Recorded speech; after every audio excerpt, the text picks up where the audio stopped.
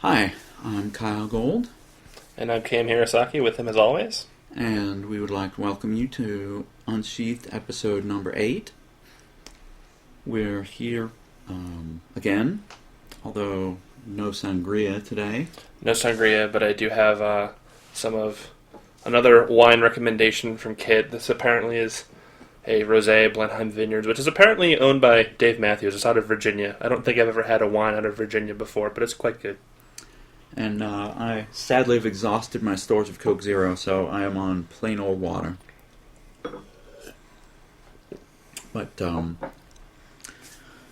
But I'm back from an exciting week in the northern Canadian woods at Camp Farrell, where we had just a spectacular time. Kit and I enjoyed ourselves very much, and we got not only had some fun times with the campers there in relation to the writing, but we were able to get to know Flame Falcon, who does the Anthropodcast and also runs anthropod.org, which led sort of to an impromptu invitation from him for us to put Unsheathed up on anthropod.org, which I'm in the process of talking to him about the actual technical details of how to do. And we were very excited to be part of his show. If you haven't listened to it, you can find, I think it's I think it's Anthropodcast number 18. It's whatever the live one he did at Camp Farrell. He ended up bringing me up for about 15 minutes to talk about his chosen topic, which was why. That's very zen. It is, and actually led to a number of very interesting questions and answers. Actually, he got me talking a little bit about my inspiration to become furry, which I don't think I've really talked about much anywhere else. But you should listen to the end of the podcast, because Flame manages to wrap up the whole episode in a Fabulous song and dance number? No, just a fabulous, stirring speech about fandom. Oh, and wow. He claims that he did not plan it, but I don't know. I don't know about that. Is it as good as the speech in The Goonies where... I've actually never seen The Goonies. Oh, alright. Well, I have to change that someday. Yes. There are many movies that I've yet to see, but... so you should definitely check out Anthropodcast, check out Flames, live from Camp Farrell. It's very entertaining. I'll certainly miss the ability to be sitting in front of a microphone and say, "Yay, Camp Farrell!" and have a whole crowd go, "Woo!" and clap. That was quite something. Yeah, and so while Kyell was away at Camp Farrell, I was just home by myself, bored, not doing enough writing. I didn't get much writing done either, although the cabins did have electricity, so I was able to get a few words down, with some downtime in the evenings every now and then. One of the things, though, that really surprised me about Camp Farrell was I would have thought that in a camp environment the emphasis would be on a lot of the outdoor activities, and they keep plugging the melee and the capture the flag and the predator prey and rock climbing and archery and canoes and that stuff's all great, but they really are dedicated to trying to make it kind of a furry university as well. So they've got classes teaching artwork, they've got classes in leatherworking, they've got classes in where you can make ears and a tail for yourself if you want. They've got and they've got writing tracks. So I had a writing workshop where we had a few people, and we didn't really have much structure to it, but we sat around and people were really interested in some of the ins and outs of writing and various aspects of it that I wouldn't have thought to cover. I would have just gone to the basic, here's how you design a character, here's how you, here's how you write a plot, here's how you do descriptions, but they wanted to talk about publishing and getting your stories out to the world and stuff like that. And it was all it was just really cool that there were that many people with an interest, and we had probably 30, 40 people show up at the reading, and they really got into it. Like I said on my summary on LiveJournal, it's the first time I think I've done a preview reading and had someone make a comment that ended up that I ended up putting into the text. It was actually pretty amusing, and that happened twice. They also do a lot of performance. The Poetry Corner, people read classical poems. They read their own works. Same thing with the Musician Circle. A lot of it's just fun sing-along, and a lot of it is stuff that they perform or they created and wrote themselves. So there was a lot of, it was just a really creative community, as well as being the whole outdoor thing. And we had, I mean, they treated me and Flame terrific, and Kit too, for that matter. We had a lot of ideas about getting involved in stuff, and like the first melee, which was a big sort of fake war with foam swords and all. I had roommates in college who used to be into that. Yeah. If you've seen the movie Role Models, it was a lot like that, except less complicated. It just took place on a soccer field. But Flane and I showed up kind of right as they were getting started and said, hey, the two guests of honor should be the generals on either side. And they were like, well, we already have generals for both sides, but okay, that'll work. You know, we can do them for the first round, and then we'll re-choose later. So we got to pick teams composed of people we didn't know in order to play a game we didn't understand the rules for. But it all turned out to be good fun. My side had a big moat because it had been raining, so we had a huge puddle in front of us, and Kit took a lot of pictures, and then I made Kit go play the next round. And although I lost both times, as you will hear on Flane's podcast, Kit actually revived the honor of Kyell and Kit by capturing the flag with help, but he was the one who brought it back to his side's goal and scored the victory for them. And that was a much longer, drawn-out affair. But we had a great time. We definitely want to go back, and we want to drag a bunch of other people with us. And I think if I can drag some other writers back and some other friends from California, we'd just have a terrific time there. You know, I just want to let you know in advance that if my experience at Rainforest is a letdown now, I am absolutely going to blame you for all of what you just said. Well, I understand they've discontinued the archery track at Rainforest due to hotel hazardous weapons policies, but other than that, I fully expect to have a terrific time at Rainforest in a couple weeks. Did they actually used to have an archery? No. Okay, I didn't think so. Sorry, that was me being funny. I got that you were being funny, but then I was like, it sounded like a weird enough Seattle thing that it might have been something they would do. I actually used to do archery. Oh, I went and fired a bow, actually, because for the first time in years and years, I don't know if I've ever actually fired a real bow before. Like a composite longbow? Oh, it was a short bow, actually, okay. I believe. No, I used to have one of those plastic green arrow bows, and I used to fire that all the time until I fired it into one of my other toys and broke two toys at once. But no, we fired bows because bows and arrows play a fairly large part in Shadow of the Father, so I wanted to make sure that there wasn't anything that I was missing from the whole firing a short bow experience. And so, yes, I compressed 10 years of studying short bow into a half-hour session where I fired 10 arrows once, but I hit the bullseye a few times, so I think I got it. That's actually why I went gun shooting the first time I did, was I wanted to have the experience in case I ever needed to write about it. Oh, yeah. I don't think you did, actually. Yeah. Not that people ever die in stories I write, no. I would never do horrible things to my characters. They usually don't die by gunshot, though. No, usually just scar them emotionally until they don't want to live no more. I've had people shoot themselves. That's true. Yeah. That's true. But I digress. Ah. Well, I went from happy memories of the Canadian wilderness to furry suicide. But we will segue into that because this will be released hopefully this week.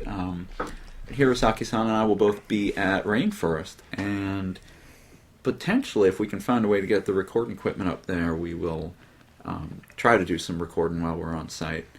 We're in Kit's paws with that one. But we definitely are going to be doing a panel. At least, I think I'm on a panel, and if I'm on a panel, then he will be too. So, if you're at Rainforest, we'll be there Saturday. Hirosaki-san will be there Friday and Saturday and Sunday, and I'll be there Saturday and Sunday, and we will look forward to seeing you there. Oh, I didn't realize you were getting in so late. Yeah, we get in late on Fridays. The whole, taking an entire week off to go to Camp Farrell doesn't leave you a whole lot of vacation time. Yeah, I'm actually getting in on Thursday afternoon. But I mean, there's not going to be anything going on. I'll just be in Seattle. Which would be good if you were in the downtown. I think by the airport you'll be like a mall. Oh, It's a nice mall. There's still coffee, right? There's coffee. There's, I don't remember if they have pizza up there, but there's definitely... I know they have Starbucks. I think there might be a Starbucks or two. One or two. Yeah, the Star Block in Seattle is like half a block. A Star Block, for our listeners, is the distance between two Starbucks in any city. So like in Denver around Rocky Mountain FurCon, a Star Block was about 3 city blocks. And in Seattle, it's about 1 or half of one. But anyway, that's our convention report. And I think we have a couple questions to talk about. All right, so I'll get started on those. This one is from Fratus, who I believe we had a question from him just recently. Weeks ago, yeah. And he says, I wanted to mention that I know another way to help with writer's block, or the blank screen, which we mentioned in Unsheathed episode 2, aka the episode with all the audio problems. I find that listening to music that relates to the mood or energy flow of the particular story you have in mind sometimes help to get the creative juices flowing. Like the chapter of a story I'm working on now has some heartbreak and some excitement, so I create a playlist of my favorite songs that have some of those emotions or feeling I want in it, so I can keep writing.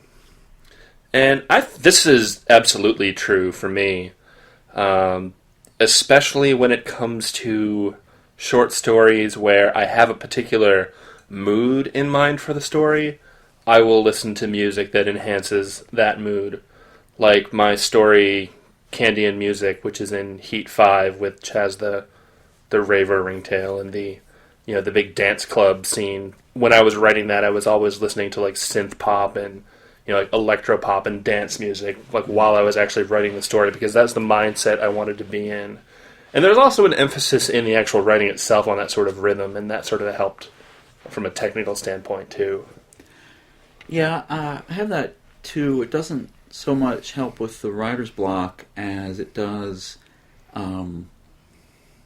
when I'm thinking about the story at other times. If I'm listening to the songs that I associate with it, that helps me keep the character path right, if that makes sense. It helps with the flow. Yeah. And for Waterways and for Out of Position, I brought up, I put out playlists on iTunes, and the Waterways one was almost more songs that kind of after the fact I thought would apply to the book. They were songs that there weren't so much songs that I was listening to, although I listened to some of them while I was doing the writing. But the Out of Position ones, there's a core of about 4 or 5 songs that they were, for whatever reason, the songs that I repeat over and over again on my little iPod shuffle when I was working out. So if I ran out of podcasts, it would go to music.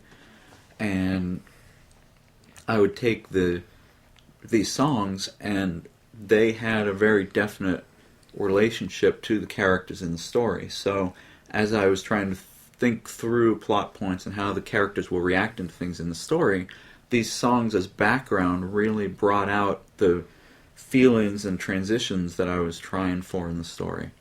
So, yeah, and for me, oftentimes I will get an idea for a story while listening to a song, and this sort of helps more with the writer's block, where I'll start to get an idea, and if I'm listening to a song when I get that idea, if I go back and listen to that song again, that tends to help me flesh out the idea. And whether it's directly inspired by that song or not sometimes it is, sometimes it isn't. Oh, we definitely create patterns of memory. Yeah. And you'll recall things that you associated with something that happened at one time, and if you reproduce that sensation, your brain kind of goes back to the other things that were happening at the same time. So you've got, for example, you're thinking about a certain story, and the story has a certain resonance for you. I love that word. And if you're listening to a particular song, the song can really recall that resonance to you. And it's worked both ways for me. For Out of Position, I had this song list, and it sort of gradually built to the point that when I heard those songs, I would think of the characters right away. There was also the last one on the list, I think, is I'm Yours by Jason Mraz. Right. And that was one where Kit and I were in the car, and we just bought the album and were listening to it. And I'd heard the song a few times before, but listening to it in the car and getting all the words, it just struck really, really hard that was their song. And we both felt it that first time we played it through. It was so that was something that came in a little after the fact, which was interesting. But I've also written stories and novels. If I think about my primary influences on Vol, it was the Victor Hugo book Les Miserables, which sounds really pretentious, but I don't mean it to be. It's just that I wanted to read it because I love the musical, so which gets me hopefully back to being more gay than pretentious, which is what I prefer. But from an outside perspective, it's often hard to distinguish.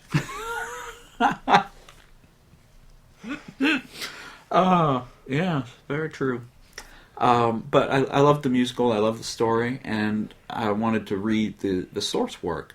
And so I'd read Les Miserables, and it's this huge, long, epic story, and it was right at the time that I was trying to write a kind of, minor porn story into a novel.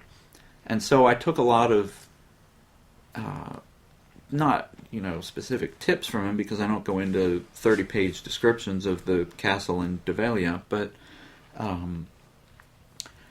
just the feel of it, the weight of the time and place where there were all these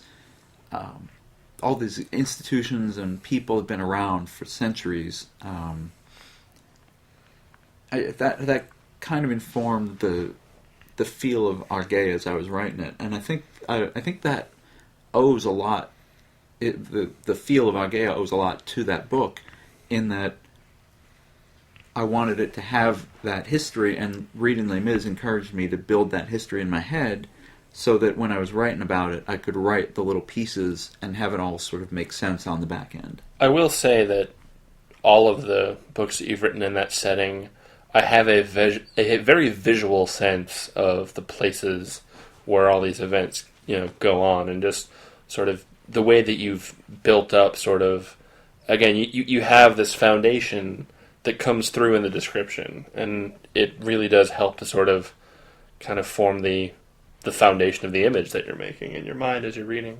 Yeah, and I don't listen to a lot of classical music, but I think if Vol and the Argea books had music, it would be classical, because most of what I listen to is like contemporary pop and alternative and a little bit of everything, but more of that popular music as opposed to classical. And I can't really relate popular music to the Argea books. I know it's universal themes, and it's people and love and hate and the despair and loss and all that stuff, and it all transcends time and place and history. But for me personally, just the songs that I listen to are so rooted in a more contemporary era that I can't relate them back to those books. That makes sense, and I suppose that there are certain types of modern music that I think would be okay for writing in settings like that. Like, I think you could get away with like symphonic metal or something if you were going to be writing a fantasy story. Yeah, I think I think definitely for other people, I have no problem with that. I've had people mention that certain songs recall that world to them, but just for me myself, those songs are so tied to a particular feel of a world, which is a contemporary world, that I can't bridge the disconnect. And I don't really seem to need music for that world, which is interesting. No, that's true. And I think that when I'm reading it, there's nothing real... I would agree that I think that sort of musical connection would be a bit, unfitting. But music is definitely a great inspiration and connection, and it goes kind of back to what I was saying about Feral, which is one reason I like the questions we have for this week are all sort of about cross-breeding these creative endeavors. Is these things are all connected. Your appreciation of music relates to the writing, which relates to artwork, which relates to poetry and dance and all this stuff. And sometimes you can inspire one creative pursuit by indulging in another, if that makes sense. If you're blocked on because it's all about people communicating, and maybe you're so caught up in the words and the specific means of which you're trying to write your story that you're losing sight of the fact that what you need to do is communicate feelings and emotions and just go to a different medium. Listen to a song, go to a museum and look at some beautiful pieces of art, go to Furfinity and look at some porn, It's like creative acupuncture. Okay. You stick a pin over here and it makes something over here work better. Yeah, I'll go with that. To go with the theory, you mentioned looking at porn on the fan, and you're sort of going with the theme of sticking things into things. I wouldn't necessarily relate that directly to acupuncture, though, because I would hope not. That's yeah. I'm sure somebody is turned on by it. Yeah, well, I don't really want to get to the needle fetish. You can keep that to yourself, by the way, in your letters. Yes, please don't feel the need to write in and point us to the needle fetish website, because we won't look at it. I might not be able to stop myself from looking at it, so please don't send me the link. See, now you've done it. I just said we weren't going to look at it, so now you've created an expectation. There is that weird, Japanese, why did you make this into an erotic aspect thing that goes on that I might find unavoidable, I don't know. And of all the things that you've done for me over the course of our friendship, I think not showing me those things is among the things I most appreciate. Actually, all right, let me briefly go on a segue to make this up to you, speaking about Japanese and erotica. So actually, right. One of the things that I did while you were at Camp Feral is there's this Japanese gay-free dating sim that has been in production for a couple of years. And just last week they released a new demo, which, before everyone starts sending me letters asking me where you can download this from the Japanese interwebs, there's no porn in it, and it's all completely text, so if you can't read Japanese, it's not worth your time anyway. But it's actually really interesting to see how Japanese erotic writing and English erotic writing overlap in a lot of ways. And how you see a lot of the bad cliches in the same thing, which is weird because in normal Japanese fiction, it doesn't share a lot of similarities with normal English fiction, but the sort of erotic, or even, and it's not even when the scenes themselves contain sexual content, just in the, I guess when you're building up to like a romantic, sexual tension mood, the writing styles are very similar. And and that surprised me. That's interesting. And it's sort of the whole erotica is kind of universal. Yeah, and it's funny actually because when you get to euphemisms that you tend to use, so you don't have to say the same technical clinical words over and over again, there's some things that, if you directly translate them from Japanese into English would be the exact same euphemistic word you would use in English. And then there are other ones that you wouldn't use, but in context they make sense. Okay, so now you have to give us an example of a Japanese euphemism that would not be used in English. That would not be used. One of the ones that they use a lot is the word mono, which it literally just means thing, but I would sort of, in the way it's used, it's almost like if you were going to use like the word member, like for penis, they just say mono. We do say thing. I mean, it's more of a teenager thing. It's kind of like... Yeah, I wouldn't say like, oh, he stroked his I saw his thing. Yeah, but if you ever wrote a story where it's like, he wrapped his paw around his thing and started to stroke it up and down, that would just sound dumb and weird. And please don't ever do that. See, now I'm thinking of ways when I could do that. If it was Don't tell me not to do If it was a something. tentacle beast. He wrapped his paw around the tentacle thing. He wrapped his thing around the thing. I'm just remembering he slipped his sex into her sex and they had sex. If you've never heard that. I have heard that one, Yes. actually. That was a conversation I had the other day. Was how I don't like the word sex as a euphemism for male genitalia. Female genitalia, I'm more okay with it, but since I'm not usually reading about female genitalia, I guess it doesn't really have a chance to rub me the wrong way, so to speak. He had a thing in his mouth. No, you got something in your mouth. I don't know. You could do something with it. You probably could. All right. So that does not relate at all to the next question. So we're not going to have a smooth segue here. Speaking of segues, we'll be quiet for like 2 seconds and let you generate your own segue. This is a writing exercise, all of you out there. yes. If you have writer's block, write a segue here. Okay. Bink. And we're done. How was your segue? We can post some nice ones in our own head, but we're not going to ruin your own exercise by telling you ours because... Mine kind of turned me on. Well, hell, I mean, just like walking down to the Starbucks turns you on. I've had wine. I'm even easier to turn on than usual. You're easier to turn on than an iPhone. I don't even know what that means. I don't know, but I want to put that in my next story. All right, so our next question is, and I think this may end up being our last question because we've kind of rambled on a lot this podcast. I need to ask a question that has bugged me for a while. What process do you go through to get art for a novel? Like where to look, and how should I get something like sample art for future art for that novel? This is from Viskers Naus, the Black Cougar. This is... We get questions like these occasionally, where we'll talk to people about getting art for a novel and getting a novel published and whatnot. But I think this is interesting because obviously you can't just get anyone to draw pictures for your novel. You want someone whose style fits the tone of the novel.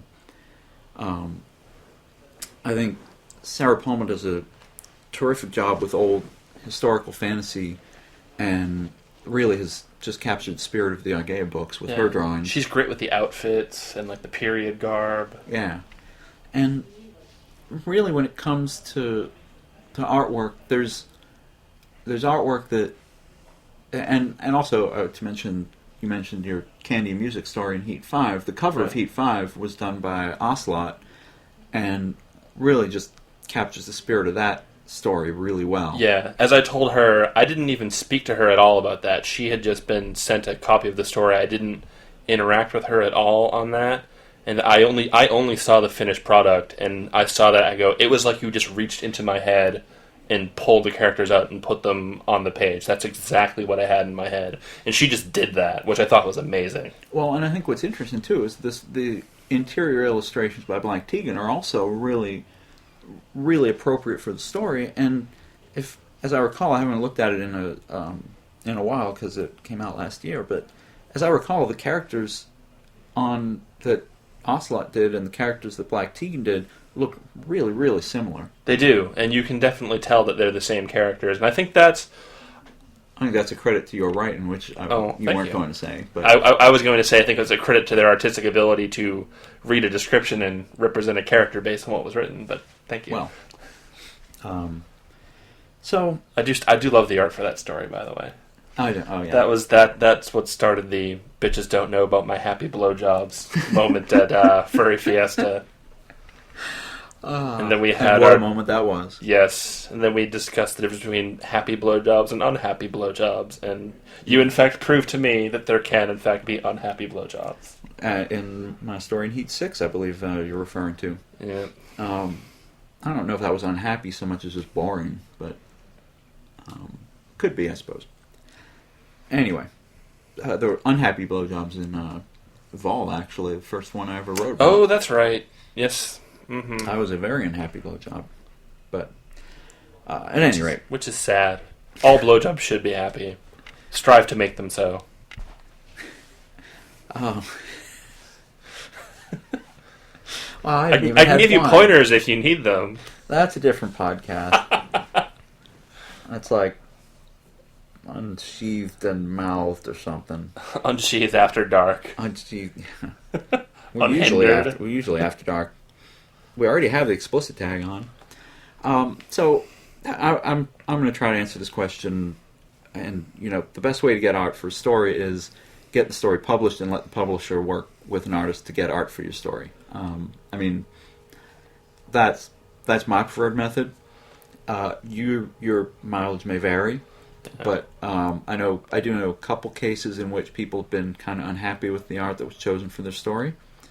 I'm not going to name names because we don't need that drama, but it happens occasionally. I mean, people don't have the same tastes, and the publisher thinks this art will go great with the story, and the writer says, I don't like that style. That's not how I envisioned it. Whatnot. Yeah, I mean, for some publications that I've been published in, the publisher has asked, "Do you have an artist that you would like to ask for?" And in the case of Candy and Music, I don't think I did, and I just ended up with Black Tegan, which. Yeah, I was really going to complain about, oh, look, we got Black Tegan. Is that okay? I'm like, is that okay? Of course. But yeah, after seeing Ocelot's work on that for the cover, when it came to my story in X, and I believe you actually asked if anyone had any artist suggestions, and I totally raised my hand on that. I'm like, can you get Ocelot back? She's awesome. And she was, and she did a great pick for your story. I think I liked that almost better than the cover. The cover's just so colorful and pretty, though. It is. But yeah. The other thing I would say is, if there's an artist that you work with a lot, that you've developed kind of a personal relationship with, who likes your story and reads your stories, if you will, that can often bring you much better art than just whatever the publisher wants, because an artist who takes the time to read your stories, who really gets into them, and puts, I hate to say love, but love and effort into work as well as technical expertise, that always really comes through. Right. And I'm not saying you should go out there and stalk an artist. Please do not stalk any artists. Or writers. Or writers. But if you have that relationship, you might cultivate it, and a lot of times artists will be really flattered to be asked to illustrate a story. Don't be afraid to talk to them, and especially if they're friends, and just say, I really think your style would capture the characters in the story, and and offer to pay them. Always offer to pay them. My other suggestion to that would be, don't treat it like you would treat it like a normal commission, where the artist is saying, "Hey, I'm open for commissions. Give me money and I'll draw stuff." You really want to emphasize that I want your work to match my writing. Right. And I think that that's almost more important. And I mean, if there's an artist that you like and you're on good terms with, that probably, like you said, I think that trumps a lot. But again, just knowing what artists and what art styles match what stories is a helpful thing to have in mind. Yeah, absolutely. I think that's about all I have to say about that. Yeah, I mean, I think that you certainly have a breadth of experience on that, Mr. Close to half a dozen novels now. Yeah. 4 novels, 1 anthology, 1 edited anthology. There you I'll go. have 5 novels in January. Congratulations. And speaking of which, the Sarah Palmer's cover art for Shadow of the Father, we unveiled at Camp Farrell in the con book in an advertisement. It will be posted online at some point. I've put a photo album up on the forums, and I'm going to have Sarah upload it to her site, but I'm also going to upload it to the preview art in the photo gallery. So watch the LiveJournal with Fur Affinity account for more details. I was not at Camp Farrell, but I got to see the artwork through nepotism. He did. This is true. It's not technically nepotism since we're not related, is it? Well, we're a different species. We can't be related. I'm sure Oscar could find a way for us to be related. He's got it all worked out. He said so. If we're brothers, does that make it hotter or less hot? It depends on what we're doing. What Kit lets us get away with, and how much wine we've all had. And so the only last thing that I will say, since we're running out of time, is we're going to try to put up a Fur Affinity count for Unsheathed that will hopefully just be called Unsheathed, but watch our live journals and Fur Affinity accounts for announcements, and then you hopefully have a central place where you can send letters and see announcements, and when people send us links, we can post them up there, and all sorts of other stuff. Yeah, what he said. All right. So, happy writing. Keep sending us questions. We're getting a lot of really good ones. And I will leave you with this. I'm Kyell Gold. And I am Cam Hirosaki, and wishing you happy reading as well.